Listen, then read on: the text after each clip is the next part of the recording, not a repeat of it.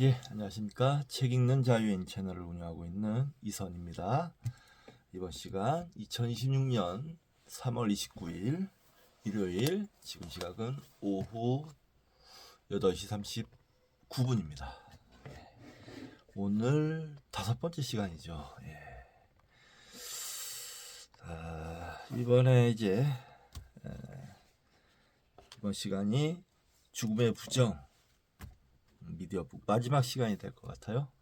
드디어 끝납니다. 힘든 책인데 어렵기도 하고 내용이 어렵기도 하고 심적으로도 힘들기도 하고 그런 책입니다. 끝난다고 하니까 감개가 무량하네요. 자, 책 한 권 소개시켜드리고 시작하도록 하겠습니다. 종교 본능. 마음이로는 어떻게 신을 창조하였는가. 제시 베링 지음, 김태희, 이윤 옮김, 필로소픽 출판사에서 나왔습니다. 여기 저자랑 역자 소개가 찾아봤는데 찾지 못했어요.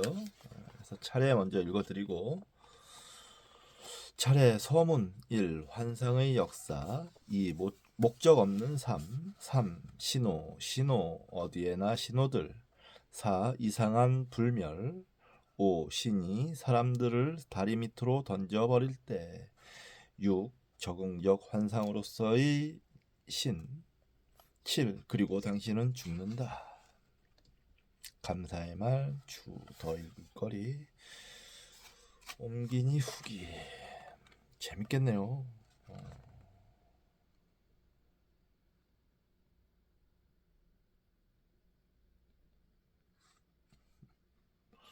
재밌겠어요. 글씨도 크고. 이 책은 절판이 돼서 제가 지인에게 부탁해서 도서관에서 빌려서 제본을 뜬 책입니다. 아주 만족스럽습니다. 한 2권 정도가 더 있는데 차근차근 앞으로 소개시켜 드리도록 하겠습니다. 자, 감개무량하게 죽음의 부정 마지막 시간을 시작하겠습니다. 자, 시작하도록 하겠습니다. 438쪽 정신요법의 한계 4장에서 삶의 딜레마를 처음으로 언급하면서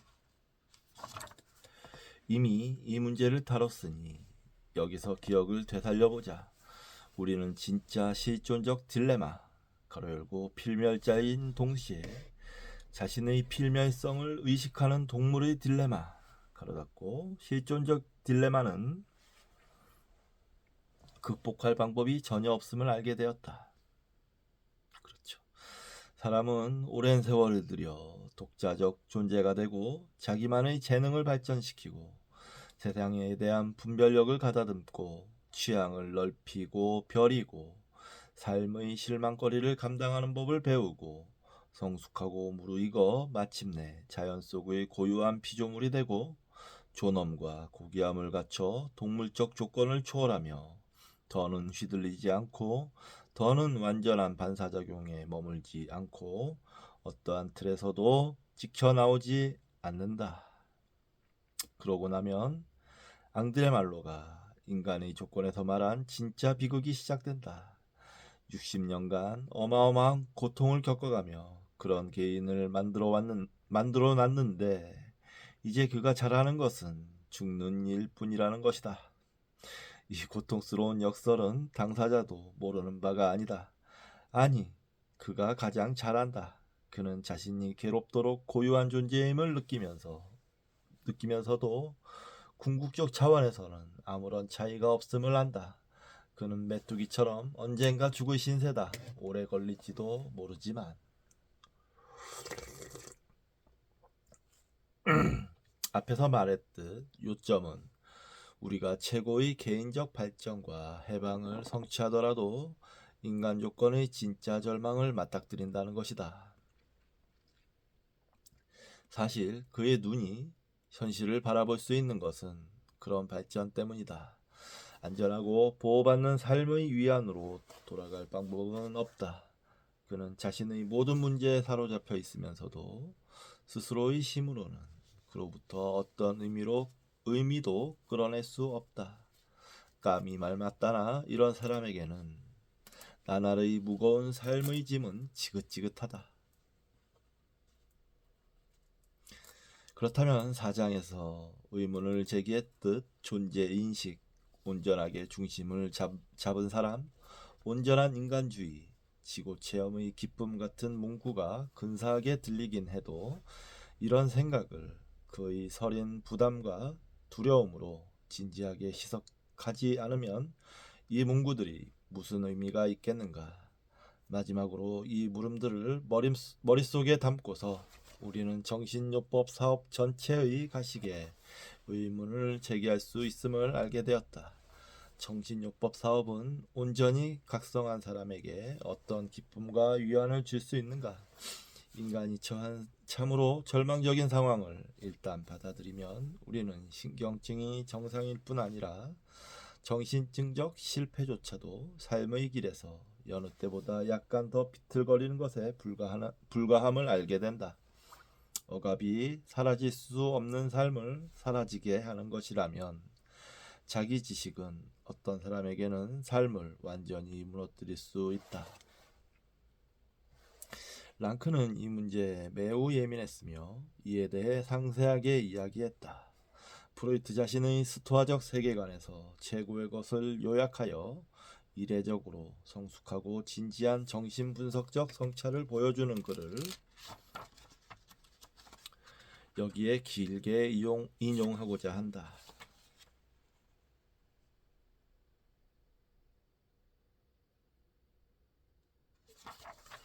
인용입니다. 한 여인이 상담을 받으러 온다. 그녀는 뭐가 문제일까? 그녀는 일종의 증상을 겪고 있으며 일종의 배탈 때문에 통증 발작을 일으킨다. 8년째 알았으며 물리치료란 물리치료는 죄다 받아봤다. 그녀는 이것이 정서적 문제임에 틀림없다는 결론에 도달했다. 그녀는 미혼이며 나이는 35세다. 내가 보기에는 가로 열고 그녀도 인정하는 바이지만 꽤 훌륭히 적응한 듯하다. 그녀는 결혼한 여형제와 함께 사는데 둘은 잘 지낸다. 그녀는 삶을 즐기며 여름마다 시골에 간다. 그녀는 사소한 위장장애가 있다. 나는 증상을 그대로 두는 게 어떻겠느냐고 말한다. 2주에 한 번가량 일어나는 발작은 없앨 수 있더라도 그 아래에서 어떤 문제를 발견해야 할지는 알지 못하기 때문이다. 아마도 이 방어 기제는 그녀의 적응 방식일 것이다. 어쩌면 그녀가 치러야 할 대가인지도 모른다. 그녀는 한 번도 결혼하거나 사랑을 해보지 않았기에 한 번도 자신의 역할을 완수하지 않았다. 모든 것을 가질 수는 없다. 그녀는 대가를 치러야 할 것이다. 어쨌든 그녀가 이따금 소화불량 발작을 겪는다면 뭐가 달라지는가? 나는 이따금 소화불량을 겪는다. 당신도 마찬가지일 것이다. 알다시피 신체적 이유 때문은 아니다. 누군가는 두통을 앓는다. 말하자면 문제는 우리가 환자를 치료할 수 있을 것인가 그럴 수 없을까가 아니라 그래야 하는가 말아야 하는가다.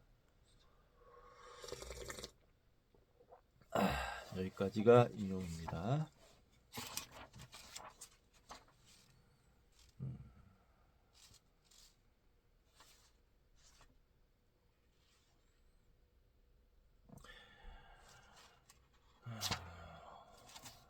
어떤 유기체적 삶도 모든 방향으로 곧장 자기 확장적일 수는 없다. 어느 영역에서는 자신에게 돌아와 자연적 두려움과 한계에 대해 호된 대가를 치러야 한다. 아들러가 그랬듯 정신질환이 살아가는 문제 때문에 생긴다고 말하는 것은 괜찮지만 우리 삶 자체가 해결 불가능한 문제임을 명심해야 한다. 그렇다고 해서 고통받고 압도당한 사람들에게 정신요법이 커다란 선물을 줄 수 없다거나 심지어 자기 지식을 중요시하고 이용할 수 있는 모든 사람에게 존엄을 더할 수 없다는 말은 아니다. 정신요법은 사람들이 자신을 긍정하고 자존감을 옥죄는 우상을 무너뜨리고 신경증적 죄책감의 짐, 가로 열고 타고난 실존적 죄책감 위에 얹힌 또 다른 죄책감 가로 닫고 죄책감의 짐을 덜도록 해줄 수 있다. 신경증적 절망 가로 열고 자신의 안정과 만족에 지나치게 집중적으로 초점을 맞출 때 생기는 절망 가로 닫고 절망을 없애줄 수도 있다. 우리는 덜 파편화되고 덜 차단되고 덜 봉쇄되면 참된 기쁨을 경험한다. 그것은 자신을 더 많이 발견하는 기쁨, 갑옷과 자신을 구속하는 반사작용에서 벗어나는 기쁨,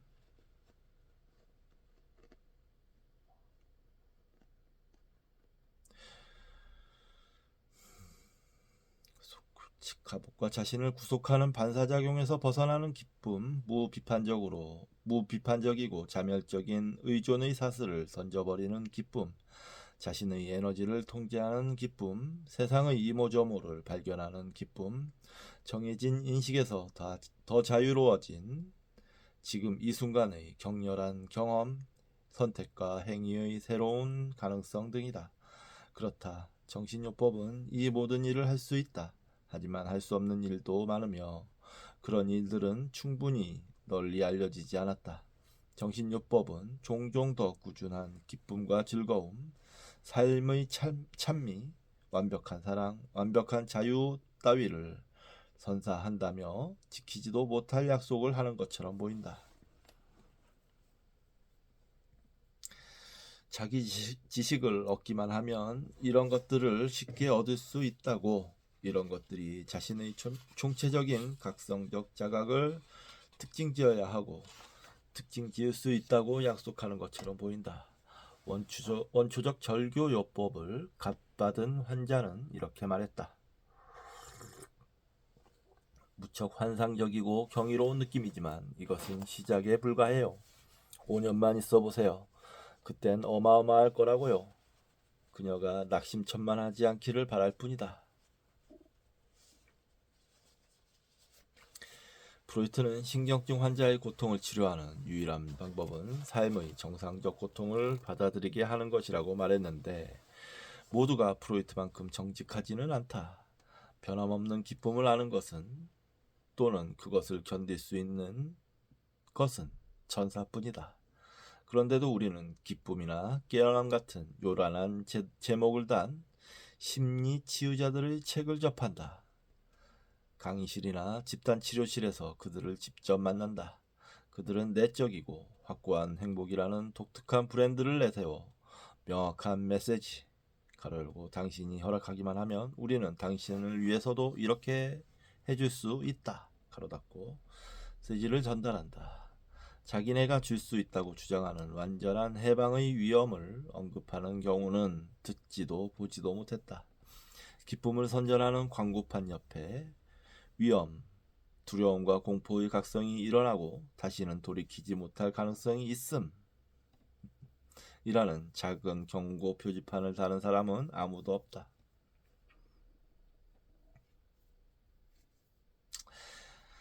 이게 솔직한 처사이고 정신요법 과정에서 종종 일어나는 자살에 대한 죄책감을 덜어주는 방법일 텐데도 말이다. 하지만 지상낙원을 위한 간단명료한 처방을 모호하게 얽어부리는 것 또한 더없이 힘들 것이다.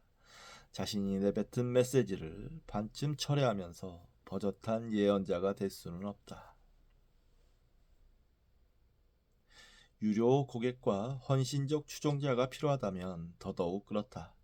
정신요법가들은 현대문화에 얽매여 있으며 그 일부가 되기를 강요받는다. 상업적 산업주의는 서구인들에게 지상낙원을 약속했다. 헐리우드 신화에 자세히 묘사된 이 낙원은 기독교 신화의 천국 낙원을 대체했다. 이제 심리학은 자기 지식을 통한 낙원의 신화로 이 두 가지 신화를 모두 대체해야 한다. 이것이 심리학의 약속이다.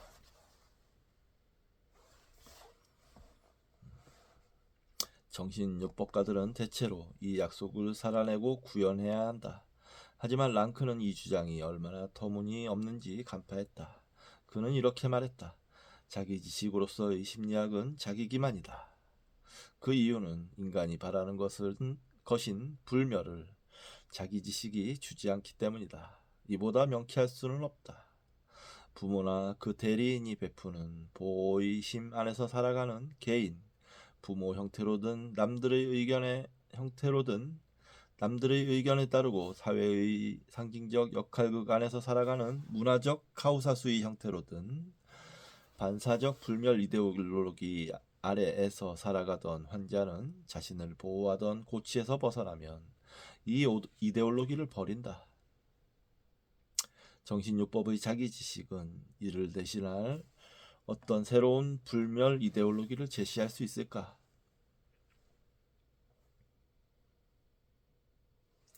심리학에서 기대할 것이 없음은 분명하다. 랑크말 맞다나 심리학 자체가 새로운 믿음 체계가 되지 않는다면 말이다. 내 생각에 심리학 자체가 적절한 믿음 체계가 될 수 있는 방법은 세 가지뿐이다. 그중 하나는 프로이트와 뒤이은 정신분석가들이 그랬듯 정신분석가로서 창조적 천재가 되어 자신을 위한 불멸의 수단으로 심리학을 이용하는 것이다. 다른 하나는 일상에서 정신요법의 언어와 개념을 사용함으로써 이것이 삶에 녹아든 믿음 체계가 되도록 하는 것이다. 이것은 종종 볼 수 있다. 치료된 환자들이 불안을 느낄 때 모든 상황에서 이것은 남근 선망이 분명해. 이건 근친상간 끌림, 거세공포, 오이디푸스 경쟁, 다형 도착이 틀림없어 라는 식으로 자신의 동기를 분석하던 말이다. 제정신을 잃고 도착지에 걸릴 뻔한 젊은이를 만난 적이 있는데 그런 새로운 종교인 프로이트교의 동기부여적 어휘를 삶에서 구사하려고 애썼다. 하지만 어떤 면에서 이 태도는 강요된 것이다. 종교는 경험이지 성찰해야 하는 지적관념의 집합에 불과한 것이 아니기 때문이다. 우리는 종교를 살아내야 한다. 정신분석가 폴 바칸이 예리하게 지적했듯 이것은 프로이트의 지성 모형에서 새로운 경험 모형으로 옮겨간 한 가지 이유다. 심리학이 현대의 종교가 되려면 살아낸 경험을 반영해야 한다. 출생의 외상과 아동기에서 비롯하는 실제 절규, 꿈과 적대감의 행동화를 언급하고 지적으로 분석하는 것에서 벗어나야 한다. 이렇게 한다는 것은 정신요법 시간 자체를 제2적 경험으로, 즉 입회자이자 금기로 보호되는 신성한 영역으로의 거룩한 여행으로 만든다는 것이다. 환자는 삶의 또 다른 차원을 전에는 몰랐으며 낌새도 채지 못한 차원이자 일상의 세속적 세계와 분리된 참된 신비 종교로 들이마신다. 그는 비전의 행동에 참여하며 자신이 표현하리라고는 결코 생각지 못했거나 아예 자신에게 있다는 사실조차 몰랐던 인격의 측면들이 표현되도록 내버려 둔다. 여느 종교에서와 마찬가지로 잔뼈가 굵은 신자의 굳센 믿음은 자신이 종교를 살아냈음에서 비롯한다. 정신요법이 참된 이유는 이것이 살아낸 경험이기 때문이다. 이 경험을 설명하는 관념은 그 경험에 꼭 들어맞고 환자가 실제로 겪고 있는 일에 형체를 부여한다.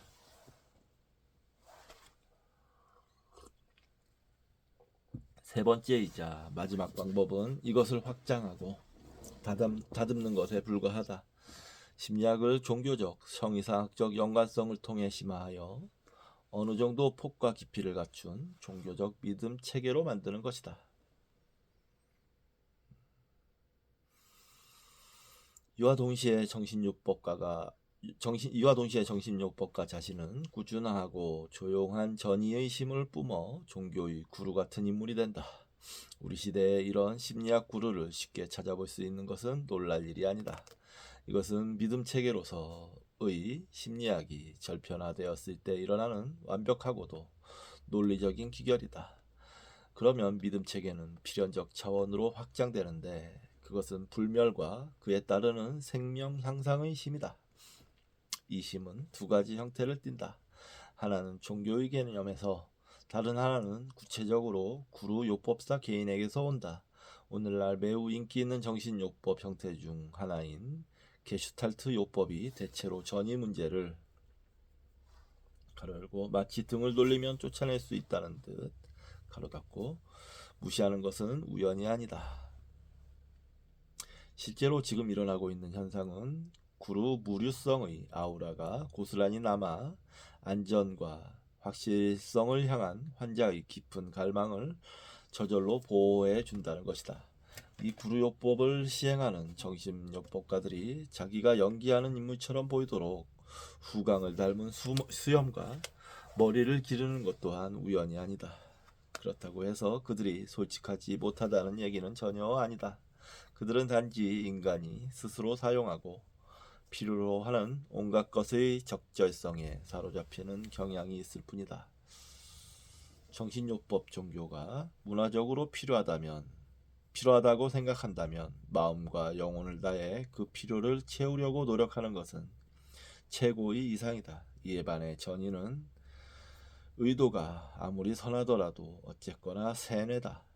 알다시피 많은 정신분석가들이 전이를 분석하려고 매우 성실하게 노력하는가 하면 어떤 정신분석가들은 전이를 최소화하려고 애쓴다. 환자는 아무리 노력하더라도 정신요법가와 그가 쓰는 해방의 기법을 그것이 아무리 사소하더라도 어떤 면에서 노예처럼 숭배하게 된다. 우리가 이미 알고 있듯 프로이트가 사상에 지대한 영향을 미친 한 가지 이유는 우리 시대의 선도적 사상가 중 상당수가 프로이트적 분석을 받았으며 그리하여 프로이트적 세계관에 개인적 정서적으로 물들었기 때문이다. 전이에서 중요한 것은 매우 미묘하게 뿌리를 내린다는 것이요. 그러는 동안 당사자는 제발로 단단히 선 것처럼 보인다는 것이다. 환자는 자신이 어떤 세계관을 정신요법가나 분석가와의 관계 때문에 받아들였는지 모른다는 사실을 의심하지 않은 채 자신이 믿게 된 세계관에 세뇌당할 수 있다. 우리는 인간을 자신의 진정한 자아, 그 안에 갇혀있는 순수한 힘과 접촉하도록 되돌려 놓고자 하는 정신요법가들에게서 이것을 매우 섬세한 형태로 발견한다. 환자는 이 힘을 자연의 이 내면을 활용하여 자기 유기체의 주관성에 깊이 파고들라는 주문을 받는다. 여기에 깔린 이론은 사회적 파사드 가로 열고 정면 가로 닫고 성격 갑옷, 무의식적 불안을 점차 벗겨냄에 따라 자신의 참된 자, 성격의 신경증적 방패 뒤에 활력과 창조성의 원천에 닿게 된다는 것이다. 심리학을 완벽한 믿음 체계로 만들기 위해 정신요법가가 해야 할 일은 정통적 신비종교에서 인격의 내면 깊은 곳을 일컫는 용어를 빌리는 것뿐이다. 그것은 거대한 공허, 도교의 내실, 본질의 영역, 사물의 근원, 그것, 창조적, 무의식 등 무엇으로 불러도 좋다. 모든 것이 매우 논리적이고 사실적이고 본성에 부합하는 듯하다. 인간은 갑옷을 벗고는 자신이 뿌리를 내린 존재의 땅으로부터 내적 자아를 원초적 에너지를 펼친다. 어쨌든 사람은 자신의 창조자가 아니다. 그를 항상 지탱하는 것은 생리화학적 작용과 그 아래 서는 원자와 아원자 구조다. 이 구조 안에는 자연의 어마어마한 힘이 담겨 있기에 우리가 보이지 않는 허공으로부터 끊임없이 창조되고 유지된다는 것은 논리적으로 보인다. 2차적 현실로 돌려보내지고 있는데 어떻게 정신요법에 배신당할 수 있겠는가? 참선 같은 수련법에서 보듯 그것의 세계에 입문하는 것은 분해와 재통합의 과정에 의해 일어나는 것이 분명하다. 이 과정은 사회의 가면을 벗기고 콧두레를 설겁게 한다는 점에서 서구 정신요법과 매우 비슷하다. 하지만 참선에서는 원초적 힘이 인간을 사로잡는다고 가정한다. 인간이 그 힘들에 자신을 열면 그를 통해 작용하는 것이다. 그는 그 힘들의 도구이자 운반체가 된다. 이를테면 궁도에서는 궁사가 관역을 향해 화살을 쏘지 않는다. 그것이 쏜다. 자연의 내부가 수련자의 완벽한 무아를 통해 세상에 분출되어 활시위를 놓는 것이다. 우선 수련자는 자신의 내면에 맞추는 오랜 과정을 거쳐야 한다. 이것은 스승에게 오랫동안 복종함으로써 이루어지는데, 수련자는 스승의 세계관을 받아들이고 평생 제자로 남는다. 운이 좋다면 심지어 스승에게서 활을 물려받을 수도 있다. 이 활은 스승의 개인적인 영적 힘이 담겨 있다. 전이는 구체적 선물을 통해 작용한다. 신두교의 모든 수행에서도 수행자는 스승을 따라다니며 스승이 없으면 방황하고 어쩔 줄 모른다. 수행자는 스승 본인이나 스승의 사진, 우편을 통한 메시지, 적어도 스승이 쓰던 정확한 수련법, 가로 열고 물구나무 서기와 호흡법 등 가로 닫고 법을 주기적으로 필요로 한다. 이것이 전이 대상의 힘을 되찾아 그 힘을 순조롭게 행하도록 해주는 절편화되고 주술적인 수단이 된다. 그러면 수행자는 자신의 발로 서고 자신이 될 수 있다. 따라서 심리학과 종교의 융합은 논리적일 뿐 아니라 종교가 작용하려면 필수적이다. 외부의 지지대 없이 자신의 중심에 설 방법은 없다. 달라진 점은 이 지지대가 내부에서 비롯한 것처럼 보인다는 것뿐이다. 수행자는 자신의 통제하에서 자신의 중심으로부터 자기 내부에 깃든 영적 힘으로부터 기능하도록 조건지어져 있다. 물론 이 지지대는 실은 수행자가 하는 일이 참되고 선함을 인정하는 스승의 전이 증명에서 비롯한다. 한때 명성이 자자했던 FM 알렉산더의 알렉산더 테크닉 같은 제조건화 신체 요법도 오늘날 참선의 사상을 자기네 요법에 한껏 도입하고 구루지예프 같은 사람들과의 유사성을 들먹인다.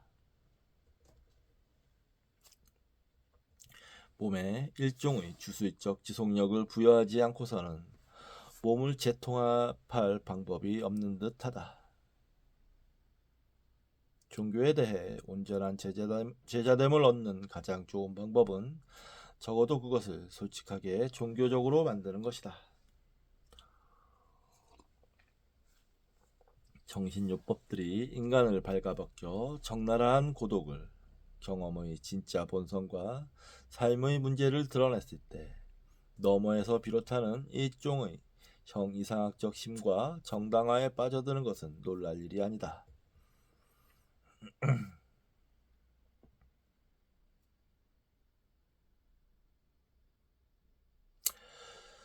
어떻게 그곳에서 홀로 떨 수 있겠는가? 그에게 창조의 공백과 그것의 힘과 신과의 유사성과 신비주의적으로 접촉할 가능성을 부여해야 한다. 적어도 자신의 강력한 또한 조화로워 보이는 모습으로 이것들을 보증하는 스승의 도움이 필요하다. 인간은 떠받침을 얻기 위해 꿈에 손을 내밀어야 한다. 그를 지탱하고 그의 삶을 가치 있게 만드는 희망의 형이상학을 추구해야 한다. 희망에 대해 이야기하는 것은 문제에 올바로 초점을 맞추는 것이다. 이렇게 하면 인간의 문제에서 핵심을 짚은 위대한 사상가들조차 이러한 삶에서 비롯하는 인간 운명의 비극적 성격에 대한 견해에 만족하지 못한 이유를 이해할 수 있다.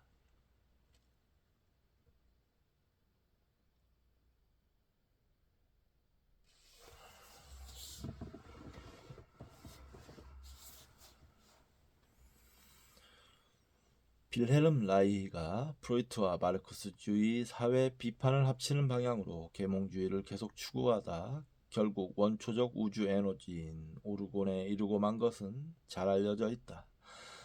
융 또한 고대 중국의 주술서 주역을 지적으로 옹호하는 글을 쓰지 않았던가. 리프가 통렬하게 주장했듯 이 점에서 이 사람들은 자신의 스승인 위대한 스토아주의자 프로이트보다 열등한 지위에 있다.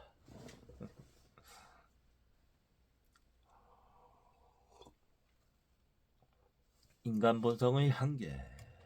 인간에게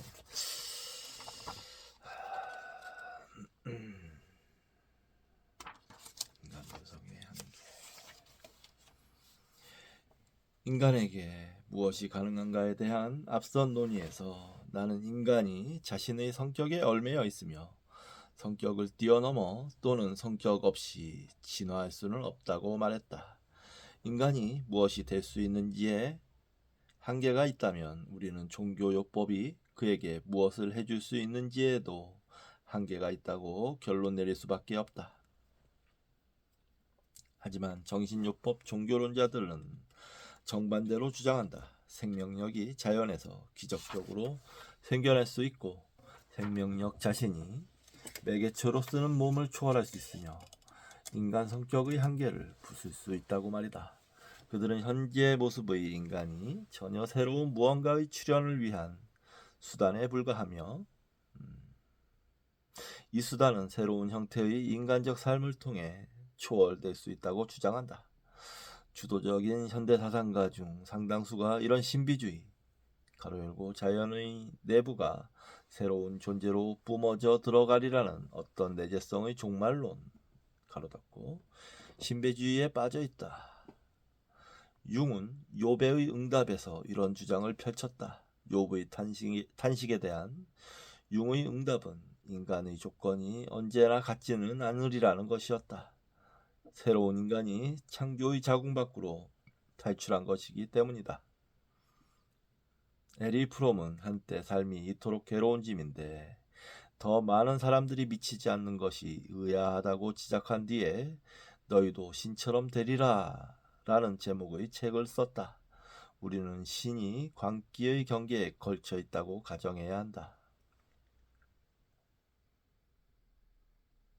다행히도 이 문제의 형이상학적 측면을 살펴볼 필요는 전혀 없다. 리프뿐만 아니라 라이어널 트릴링 그리고 중요한 역사 비판 저작을 발표한 존 패스모어에 이르기까지 우리 시대의 가장 훌륭한 비판적 정신들이 열정적이면서도 냉철하게 지적인 태도로 들여다보고 있으니 말이다. 이 논의를 가장 단순하고 예리하게 요약하면 다음과 같다. 에고에 조종되는 동물이 어떻게 자신의 구조를 바꿀 수 있을까? 자의식을 가진 피조물이 어떻게 실존의 딜레마를 바꿀 수 있을까? 인간 조건의 한계를 초월하거나 인간성을 가능케 하는 심리적인 구조적 조건을 바꿀 방법은 전무하다. 그런 동물에게서 새로운 것이 나타나 자신의 본성을 정복한다는 것은 무엇을 의미할 수 있을까? 인간이 가장 먼 과거부터 가장 섬세하고 중대한 방식으로 그러한 관념을 되풀이했음에도 사회적 행위와 생각의 움직임 전체가 그런 사상에 의해 영감을 받았음에도 패스모어가 우리에게 훌륭히 상기시켰듯이 그런 관념은 여전히 환상이다.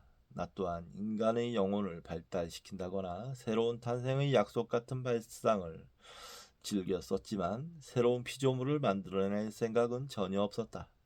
오히려 내가 생각한 것은 새로운 적응을 가져오는 새로운 탄생, 우리의 문제에 대한 새로운 창의적 해결책, 현실에 대한 캐캐묵은 인식을 다루는 새로운 개방성, 현실을 끊임없이 바꿀 새로운 형태의 미술과 음악과 문학이었다. 하지만 그 뒤에 있는 것은 모두 똑같은 유형의 진화적 피조물일 것이며 이들은 자신을 계속해서 초월하면서 세상에 대해 제 나름대로 독특하게 응답할 것이다.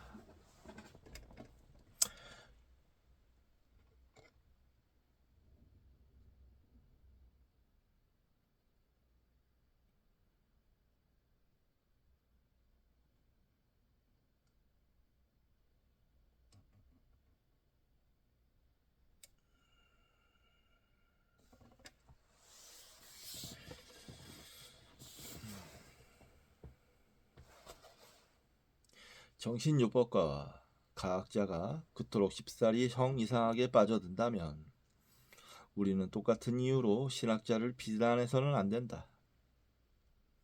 하지만 얄궂게도 오늘날 내재성과 그 가능성을 가장 진지하게 탐구하는 것은 종종 신학자들이다. 폴 틸리를 생각해보라.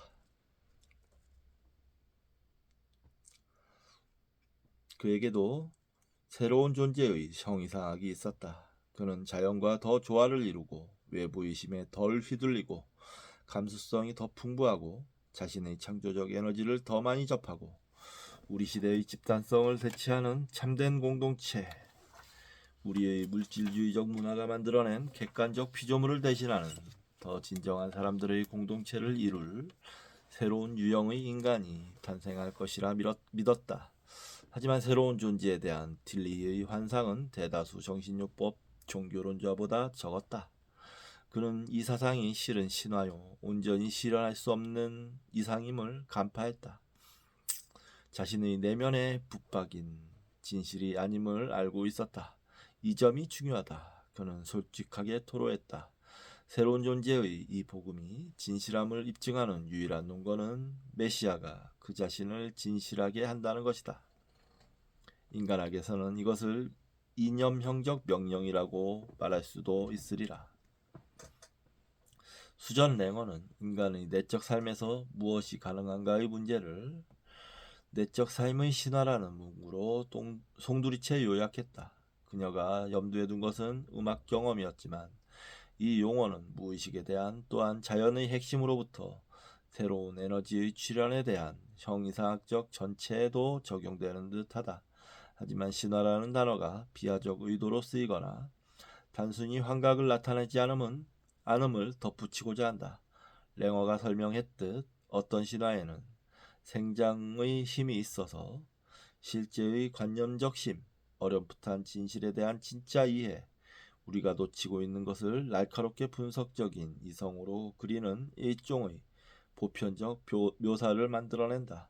무엇보다 윌리엄 제임스와 틸리가 주장했듯 현실에 대한 믿음은 사람들의 실제 행동에 영향을 미쳐 새로운 것을 세계에 들여오도록 한다. 인간 본성에 대한, 인간이 무엇이 될 것인가에 대한 믿음에 대해서는 더더욱 그렇다.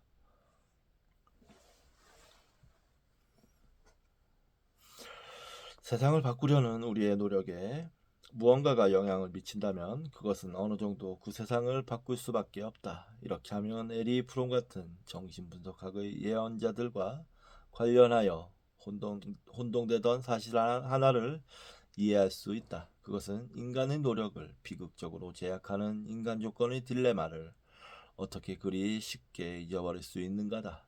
그 이유는 한 차원에서는 비극을 인간에 의한 일종의 희망적인 창조적 노력을 일깨우는 기획의 일환으로 내버려둬야 하기 때문이다.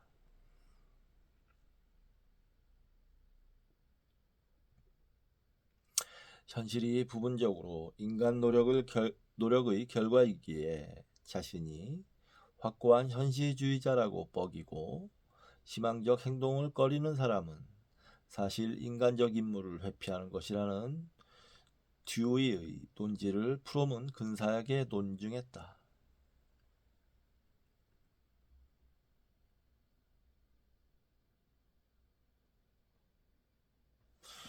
현실을 빚어내기 위한 인간의 노력, 이상, 희망을 이렇게 강조하는 것을 보면 프롬이 실은 심정적 랍비이며 인간을 구원해야 한다는 책임감을 느끼고 세상을 그대로 내버려 두지 못한다는 비난은 잘못인 듯하다. 대안이 현재 인간 조건을 숙명론적으로 받아들이는 것이라면 우리 모두는 랍비다 또는 랍비가 되는 것이 낫다. 하지만 이렇게 말한다고 해서 창조적 신화를 옹호하는 현실주의적 주장을 내세운다고 해서 현실 세계의 본성에서 그렇게 쉽사리 벗어날 수는 없다. 그저 정신요법 종교론자들에 대해 더 불편한 기분이 들 뿐이다. 그렇다면 틸리처럼 새로운 존재의 신화를 가지기 위해서는 이 신화를 한껏 즐거움에 대해서가 아니라 가장 고귀하고 어려운 시도에 대한 요청으로 사용해야 한다. 창조적 신화는 그저 편안한 환각에 빠져드는 것이 아니다. 참된 창조력을 발휘하려면 최대한 대담해야 한다. 새로운 존재에 대한 틸리의 생각이 돋보이는 이유는 터무니없는 소리가 하나도 없기 때문이다. 틸리히는 인간이 스스로의 모습으로 살아가려는 용기를 가지고 두 발로 서고 현실 세계의 영원한 모순과 맞서야 한다고 말한다. 이런 종류의 용기에서 말하는 대담한 목표는 최대한의 비존재를 자신의 존재 속으로 흡수하는 것이다. 존재로서 모든 존재의 확장으로서 인간에게는 유기체적 충동이 있다. 그것은 삶의 문제를 최대한 자신의 조직 속으로 받아들이는 것이다. 그러면 그의 일상생활은 참된 우주적 규모의 의무가 되며 무의미한 불안을 맞닥뜨리는 그의 용기는 참된 우주적 영웅주의가 된다. 더는 하늘에 있는 상상의 인물을 상대하며 신이 바라는 대로 행동하지 않는다. 그는 자연 발생적 존재의 창조력이 지금껏 하등 생명체에서 달성한 일, 삶을 무효화하는 것을 극복하는 일을 자기 안에서 달성하려고 노력한다. 무의미의 문제는 비존재가 우리 시대에 그 자신에게 부여하는 형태다. 그렇다면 틸리의 말 맞다나 진화적 운명의 절정에 이른 의식적 존재의 임무는 지각 있는 삶에 대한 이 새로운 자연 발생적 장애물을 맞닥뜨리고 접부수는 것이다. 새로운 존재의 이 같은 내재성의 존재론에서 우리가 묘사하는 것은 어떤 기적적 방식으로 탈바꿈하고 세상을 탈바꿈시키는 피조물이 아니라 세상의 더 많은 부분을 스스로 받아들이고 새로운 형태의 용기와 끈기를 발달시키는 피조물이다. 이것은 오이디푸스에게서 표현된 것과 같은 아테네적 이상이나 인간이 된다는 것에 대한 칸트의 의미와 별반 다르지 않다. 적어도 이것은 새로운 종류의 인간에 대한 이상이며 자신의 에너지에 참으로 집중하는 틸리적 신화가 왜 급진적인지 보여준다. 이것은 인간에게서의 중심성에 대한 모든 회피, 즉 언제나 무언가 또는 누군가의 일부가 되는 것, 바깥의 심 내부를 자신의 보호막으로 삼는 것을 지목한다. 전이에는 필요하고 이상적인 측면도 있음을 인정하지만 그럼에도 전이는 인간 자신의 힘에 대한 어떤 보편적 배신을 반영한다. 인간이 더 큰 사회 구조에 늘 짓눌려 있는 것은 이 때문이다. 그는 자신을 노예로 삼는 바로 그것에 이바지한다. 구루요법에 대한 비판도 이 점을 문제 삼는다. 자유를 자진해서 포기해놓고서 자유의 이상 운운할 수는 없으니 말이다. 이 사실 때문에 캐스틀러는 동양에 등을 돌렸으며 틸리는 동양의 신비주의가 서구인에게는 맞지 않음을 설득력 있게 논증했다.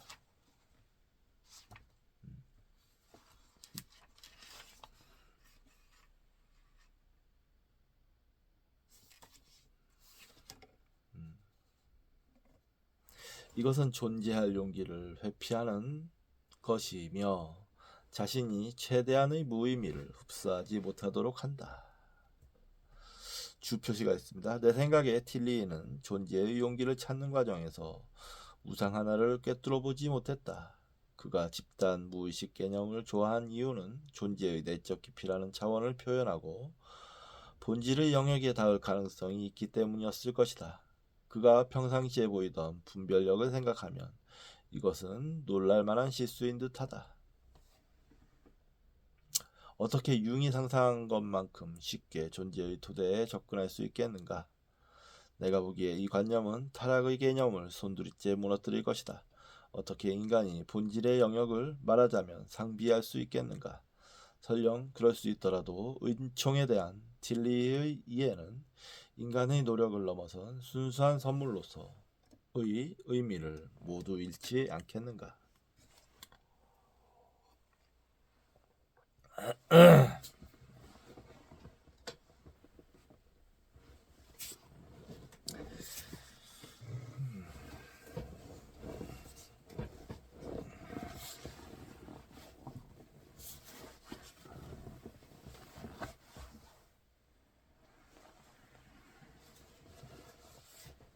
딜리의 요점은 신비주의적 경험이 완벽한 신앙과 가까워 보이지만 실은 그렇지 않다는 것이다. 신비주의에 결여된 것은 바로 회의주의 회의주의의 요소다. 회의주의는 잠재적 무의미함을 더 급진적으로 경험하고 더 인간답게 맞닥뜨리는 것이다. 게다가 대중적으로 행해지는 신비주의가 대체로 주술적 전능감으로 가득함을 잊어서는 안 된다. 이것은 사실 조증적 방어이며 피조물성의 부정이다.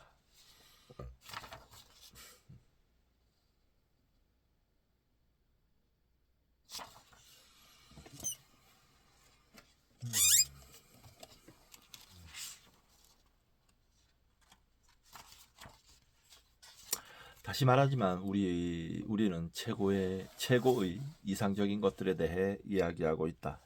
이런 것은 언제나 지극히 비현실적으로 보인다. 하지만 그보다 못한 것을 어떻게 받아들일 수 있겠는가? 우리에게는 가장 대담한 창조적 신화가 필요하다. 이 신화는 인간을 채찍질할 뿐 아니라 무엇보다 그가 자기 조건의 현실을 보도록 도와주어야 한다. 우리는 현실과 가능성에 대해 최대한 냉철해야 한다. 이 관점에서 보면 정신요법 혁명에서 두 가지 커다란 문제가 제기됨을 알 수 있다. 첫 번째 문제는 이렇게 새로이 해방된 사람들이 얼마나 성숙하고 비판적이고 진지할 것인가다. 그들은 진정한 자유를 향해 얼마나 노력했는가. 현실 세계와 그 문제, 자기 자신의 쓰라린 역설을 얼마나 회피했는가. 남들에게 환각에 확실성에 의존함으로써 자신의 해방에 대해 얼마나 주저했는가. 프로이트 혁명이 현대 사상에서 일말의 의미라도 가질 수 있다면 그것은 사회 비판과 더불어 새로운 차원의 성찰을 가져온다는 것임에 틀림없다. 우리는 이것을 학계의 지적 인식에서뿐 아니라 대중의 마음에서, 또한 주류 신문의 독자 편지와 칼럼에서 이미 확인한 바 있다. 35년 전이었다면 남자친구가 도덕적 이유로 성관계를 거부한다는 사연에 대해 그가 자신의 무능력을 그녀에게 투사하고 있는 것인지도 모른다고 조언하는 글을 읽을 수 있었겠는가?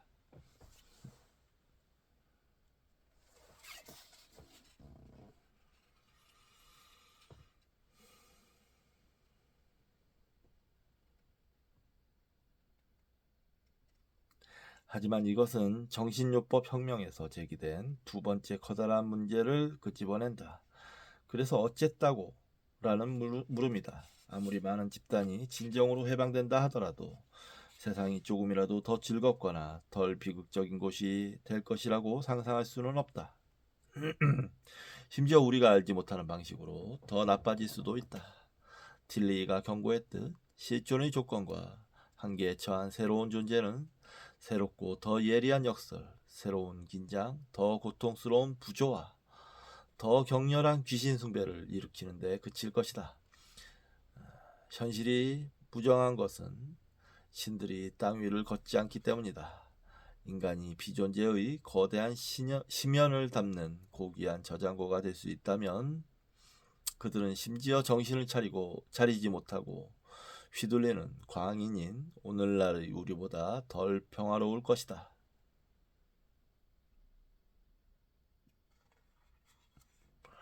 게다가 정신요법 혁명의 이상이 이 지구의 거대한 덩어리, 러시아의 현대적 기계인간, 10억에 육박하는 중국의 순한 양 같은 추종자들, 인간성과 지성을 잃은 거의 모든 대륙의 사람들에게 하나라도 닿을 수 있을까?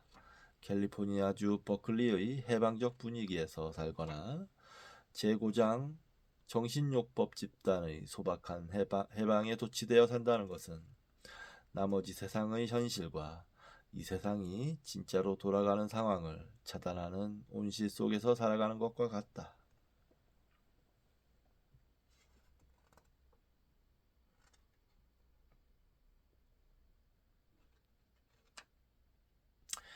우리가 완전히 바보가 되지 않으려면 이 정신요법 과대망상을 재빨리 간파해야 한다. 프로이트가 잘 알았듯 오이디푸스 콤플렉스를 분석했다고 해서, 또는 수많은 사람들이 믿고 있듯 다정하게 사랑을 나눌 수 있다고 해서 세상의 경험적 사실들이 사라지지는 않는다. 꿈 깨시길. 이런 의미에서 프로이트가 여전히 현대적인 것은 그의 진지한 비관주의, 특히 문명 속의 불만 같은 후기 저작 때문이다. 인간은 압도적으로 비극적이고 악마적인 세상에서 살아갈 운명이다.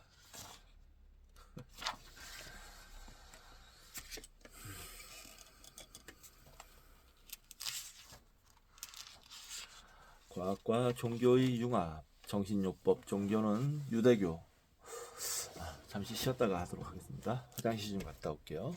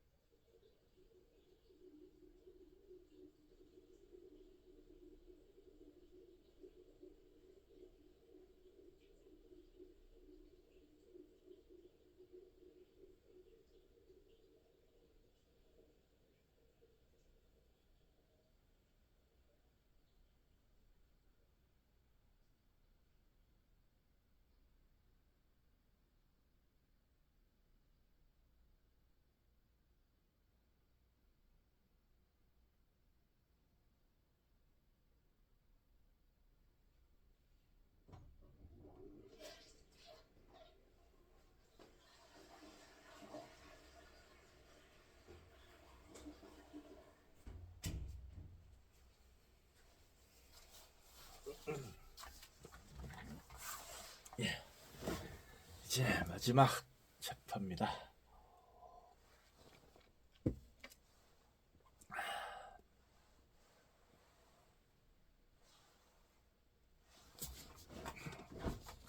과학과 종교의 융합, 정신요법 종교는 유대교, 대부분의 기독교, 불교 등의 메시지를 전파하는 전통 종교를 결코 대체할 수가 없다.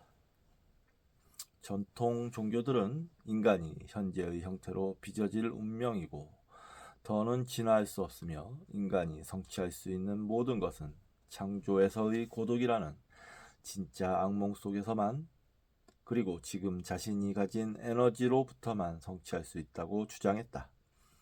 인간은 적응하고 기다려야 한다. 기독교에서는 새로 태어남이 그를 유지하고 끊임없이 새롭게 할 것이라고 말한다.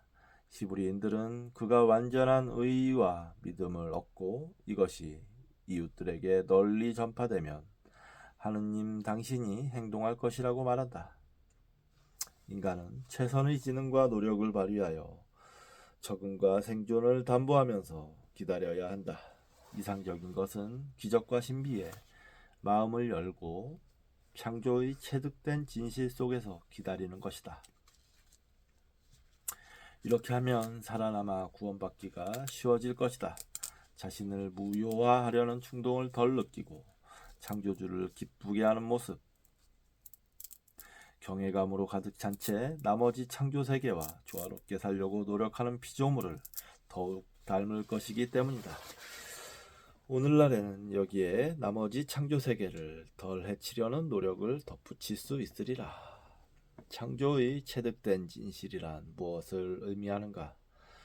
우리가 의미하는 세상은 상대적 탈억압의 조건에서 인간에게 보이는 대로, 즉 압도적이고 장엄한 우주에 비추어 피조물의, 심지어 단 하나의 피조물에서라도 이루 말할 수 없는 기적에 비추어 자신의 진정한 나약함을 절감한 피조물의 눈에 보이는 대로 지구 최초의 인간에게와 샤먼, 예언자, 성자, 시인, 예술가의 역할을 해낸 극도로 예민한 유형의 사람들의 눈에 보이는 대로의 모습이어야 한다.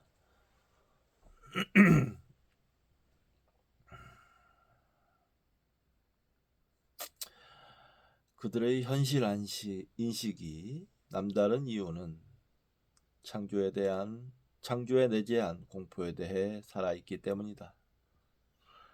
실비아 플라스는 어딘가에서 신에게 공포대왕이라는 이름을 붙였다.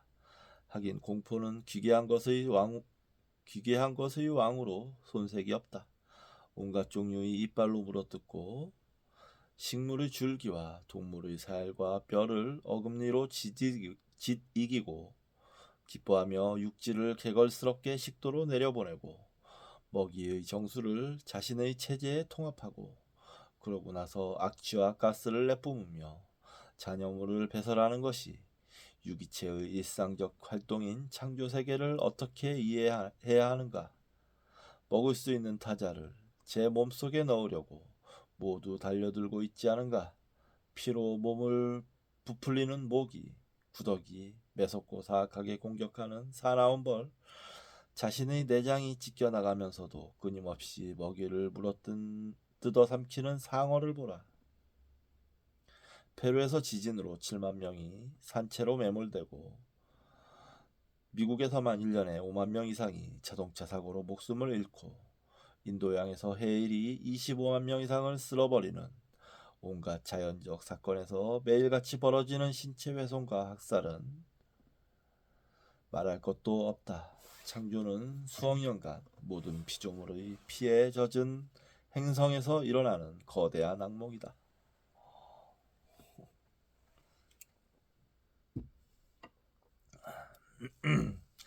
약 30억 년간 지구에서 실제로 일어난 일을 보면서 우리가 내릴 수 있는 가장 온건한 결론은 지구가 거대한 거름더미로 바뀌고 있다는 것이다.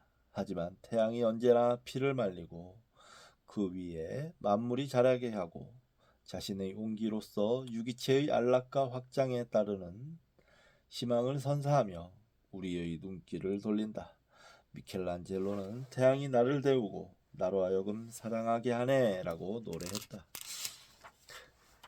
과학과 종교는 이런 종류의 진실을 인식하지 못하도록 방해하는 행위를 비판하며 한 목소리를 낸다. 과학이 우리를 배반한 것은 체득된 진실을 모두 제 안으로 흡수하려 할 때다. 모든 행동주의의 심리학, 모든 인간 조작, 모든 억압적 유토피아주의에 대한 비판은 여기로 귀결된다. 이 수법들은 세상을 본 모습과 다르게 만들고 세상으로부터 기괴한 것을 빚어내고 온당한 인간 조건을 선포한다. 심리학자 케네스 클라크는 미국 심리학회 회장 취임 연설에서 인간의 공격성을 완화하여 세상을 덜 위험한 곳으로 만드는 새로운 화학물질을 제조할 것을 촉구했다. 왓슨파, 스키너파, 파블로프파 모두 문제를 해결하는 나름의 방법이 있다. 심지어 프로이트도 세상이 제정신을 차리는 것을 보고 싶어 했으며 체득된 진실을 기꺼이 과하게 흡수하려는 듯 했다. 어쨌든 그도 계몽주의적 인간이었으니까. 그는 한때 정신요법으로 진짜 변화를 일으키려면 대중에게 도달해야 하며 이렇게 하는 유일한 방법은 제 안의 구리를 정신분석의 순금에 섞는 것이라고 생각했다. 말하자면 전의를 통해 덜 사악한 세상을 강제로 만들어낸다는 것이었다. 하지만 프로이트는 그보다는 분별력이 있었다.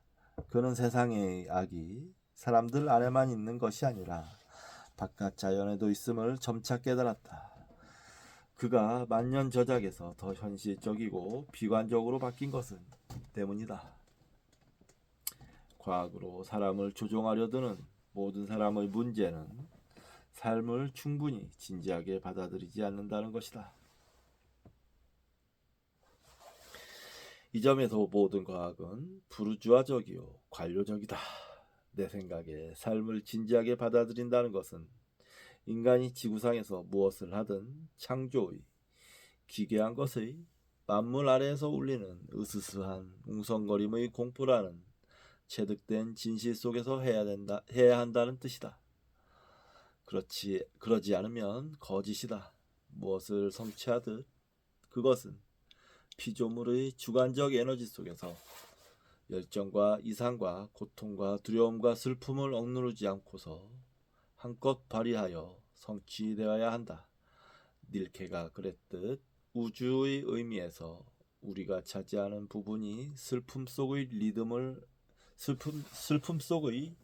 리듬 안 읽는지 어떻게 알겠는가?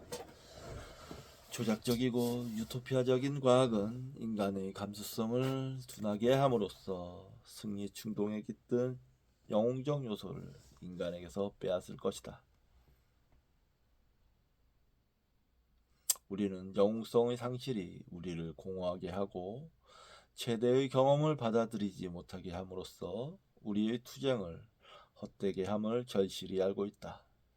이것은 고유하게 인간적인 것 또한 심지어 고유하게 유기체적인 것이라고 말해야만 할 것이지만 가로 닫고 고유하게 인간적인 것의 종말을 뜻한다.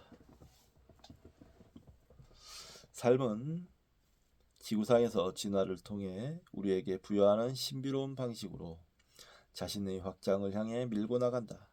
우리가 삶을 이해하지 못하는 것은 창조의 목적을 알지 못하기 때문이다. 우리는 삶이 우리 자신 속에서 꿈틀거리는 것을 느끼고 삶이 서로를 집어삼키면서 서로 엎치락 뒤치락 하는 것을 볼 뿐이다. 삶은 알 수 없는 이유로 인해 알 수 없는 방향으로 확장되려 한다. 심리학조차도 이 신성 불가침을 활력에 간섭해서는 안 된다는 것이 랑크의 결론이다.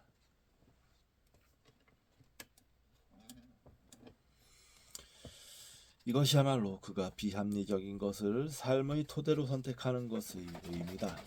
그의 선택은 실질적 경험에 바탕을 둔다. 우리가 이해하지 못하는 신비 뒤에는 추진력이 있으며 여기에는 이성만 포함되는 것이 아니다.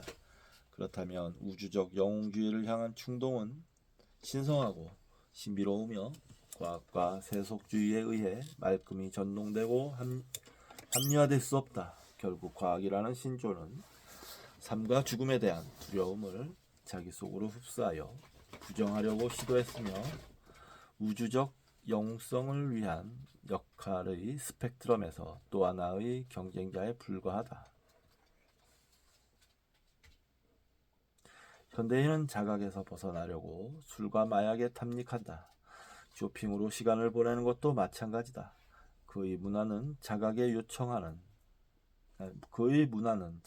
요청하는 영웅적 헌신을 더는 제공하지 못하므로 사회는 그가 망각하기를 획책한다. 또는 자각이 그 자체만으로 자신의 문제에 대한 일종의 주술적 해결책이 되리라는 믿음으로 그 스스로 심리학에 빠져들기도 한다. 하지만 심리학은 공유된 사회적 영웅주의가 무너지면서 탄생한 만큼 기본적으로 믿음과 의지의 문제이며 이상에 대한 헌신의 문제인 새로운 영웅주의의 창조를 넘어 전개될 수밖에 없다. 리프터는 최근에 랑크와 거의 똑같은 개념적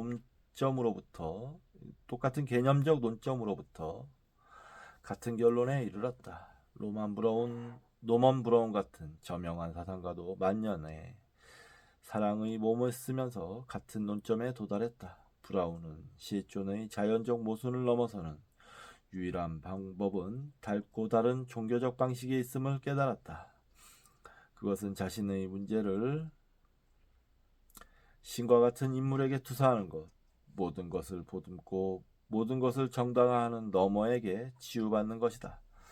이런 언어로 말하는 것은 정신요법, 종교론자의 언어로 말하는 것과 결코 같지 않다. 랑크는 지나치게 고지식하지도 지나치게 과격하지도 않았다. 그는 인간이 언제나 자신의 몸 너머를 지향해야 하고 건강한 억압에 토대를 두어야 하며 분명한 불멸 이데올로기와 영웅적 초월의 신화를 추구해야 함을 간파했다. 주표시가 있습니다. 브라운이 최종적으로 도달한 지점이 논리적으로 올바른 곳임은 언급할 가치가 있다. 하지만 개인적으로는 그의 후기 저작이 매우 불만족스럽다.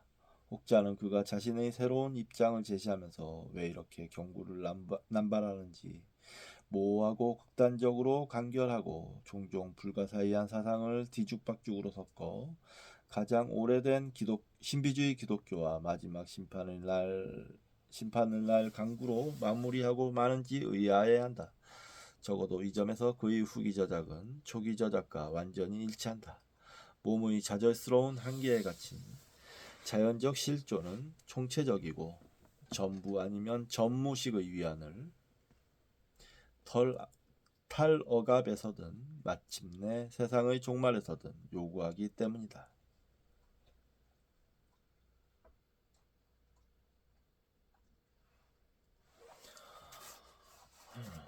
우리는 이렇게 결론 내릴 수 있다. 인간적 한계에 대한 승리를 과학적, 신화적으로 구성하는 것과 같은 원대한 기획은 과학으로 프로그래밍 할 수 있는 것이 아니다. 게다가 이런 기획은 창조의 악몽 속에서 식은땀을 흘리는 대중의 필수적 에너지에서 비롯하며 심지어 인간의 손으로 프로그래밍 할 수 있는 것도 아니다. 앞으로 삶을 나아가게 하는 동력이 어떤 형태를 띨지 우리의 고통스러운 탐색에서 어떤 쓰임새를 찾아낼지는 아무도 모르는 일이다. 우리가 할 수 있는 최선은 무언가를 만들어내어 혼란에 빠지게 하고 그것을 생명력의 제물로 바치는 것이다.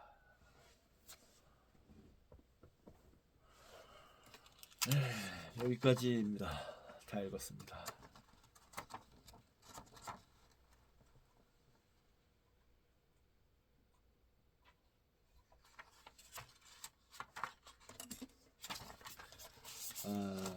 힘들게 읽었습니다. 내용 말씀드렸지만 내용도 힘들고 내용도 어렵고 내용을 받아들이는 감정도 어렵고 감정, 내용을 받아들이는 감정적 무게도 무겁고 그렇습니다. 이 책에 대한 평가는 읽는 도중에 종종 하곤 했으니까 더 이상 할 필요는 없을 것 같고 그래도 좋은 책이었다라는 생각은 분명히 하고요. 이런 관점은 어디까지나 이 현대 사회에서 우리가 여러 사상적 우리 삶을 바라보는 사상적 관점이 있지만 현대 사회에서 주요하게 자리 잡고 있는 한 관점 있죠. 좋은 책을 읽었고 너무 어려운 책을 읽어서 다음 시간에는 조금 쉬어간다? 좀 환기시키는 그런 의미에서 색다른 책을 불교에 관련된 전에 소개시켜드렸던 책이지만 읽도록 하겠습니다. 오랜 시간 고생했네요. 자, 이 시간 여기서 이제 마치도록 하겠습니다. 벌써 이제 10시가 다 돼가는데 간단하게 요기를 하고 자고 내일 또 일을 해야 될 것 같네요. 안녕히 주무십시오. 좋은 밤 되십시오.